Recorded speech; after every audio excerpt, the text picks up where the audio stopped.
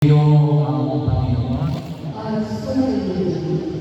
tulad mo ng hinahayag natin, ngayon ay labing kamustahan na Santísima Trinidad, banal na Santa Cruz. Ang isang Diyos na may tatlong persona.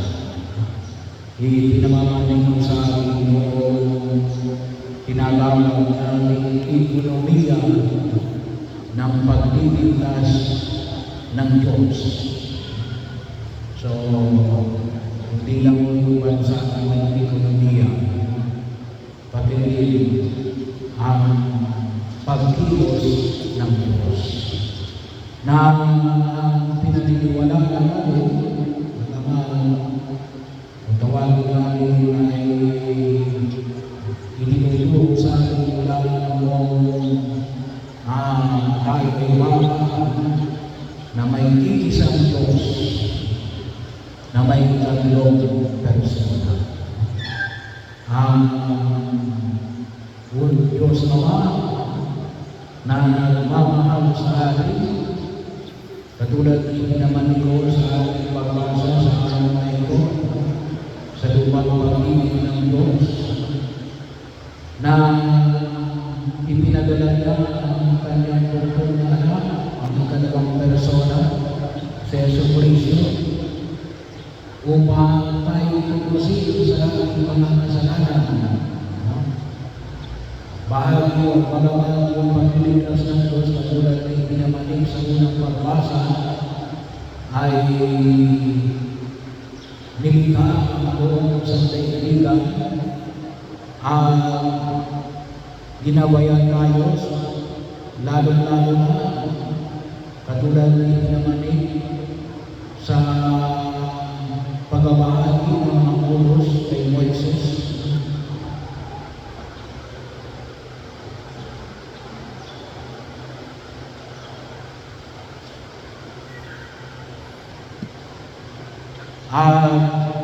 Nagkaroon ng kaganapan sa muli sa pagbibigay ng Diyos ng kanyang sarili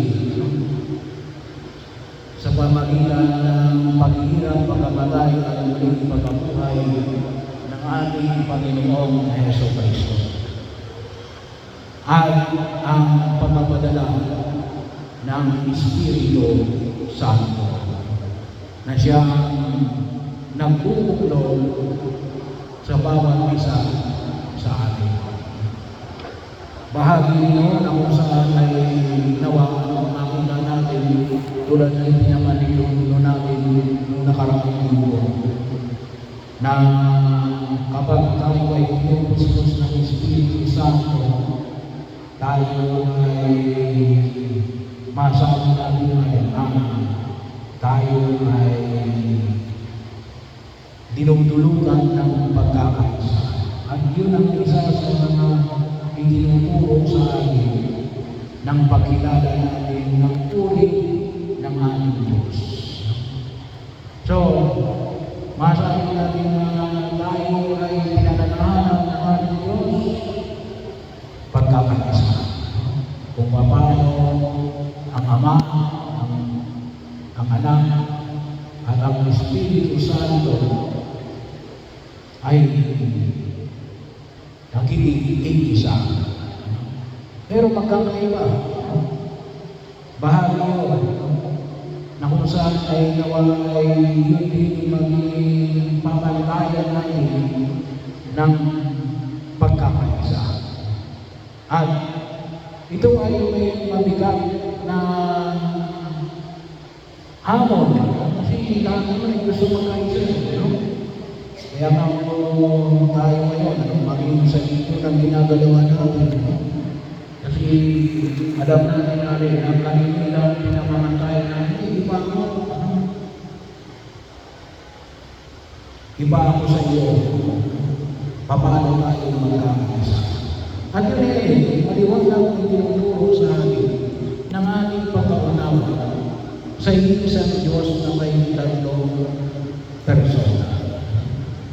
So bahagi yun, kasi kung isa ng lahat ay iyan ang pagkakaisa natin, parang magkaisa tayo na rin. Ano ba, may kulay na puti, may kulay na itim, may kulay na red. Kung minsan kapag sinabi na tayo magkaisa, lahat dapat maging puti. Ang tawag na namin ay unity in uniformity. Kung ikaw ay pula, anisipin yung pagkapula mo, no? Dapat maging puti ka, no? Para tayo magkaisa. Pero yung panay ay pinaayon ng banal sa tatlo, iba. No? Kaya nga tayo nasabihin natin, ano yung makita natin? Kasi iisang Diyos na may tatlong persona. Ang Diyos, ang Ama ay Diyos, Yahweh ay Diyos, El Shaddai, tawagin natin ay Diyos, Diyos Ama yun. Si Jesus ay Diyos, ang Espiritu Santo ay Diyos. Pero kung bahagi yun, sino yung naglikha? Si Yahweh, ang Diyos Ama ang naglikha. So, it is theologically wrong na kapag sabihin namin na nilikha ni Jesus ang lahat ng bagay. No? Pinanibago ni Jesus ang lahat ng bagay, pero hindi na nilikha. Sinong nilikha? Ang Diyos Ama. Kaya kung minsan, sinasabi ng iba na, si Papa Jesus. That is theologically wrong. No? Sino yung Papa? Yung Diyos Ama, si Yahweh. O kung tawagin natin ay si El Shaddai. Sino si Jesus? Elder brother. Si big brother. Kuya. Ang dapat natin tawag kay Jesus ay Kuya. Hindi Papa. Theologically. No? Kasi sabi ng natin, hindi pwede ang Ama ay maging anak at ang anak ay magiging Ama. Pagkakataon, ano yung Espiritu Santo? Ano yung trabaho ng Espiritu Santo? Makita natin yung gabayan tayo para makita natin yung katuluanan.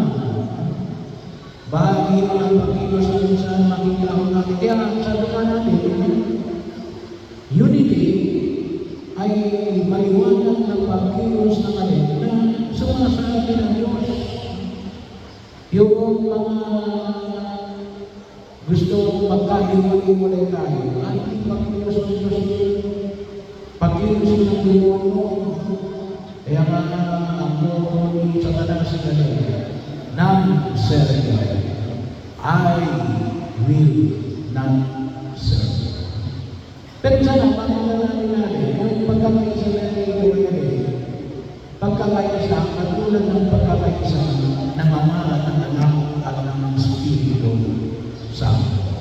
Kaya lalo natin makikita yung pagkilala natin sa ating Diyos.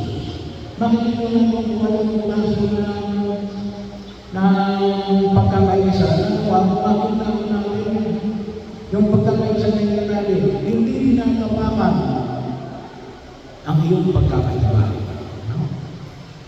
Kasi mayroong pagkakaisa na pinakailangan makiputi ka.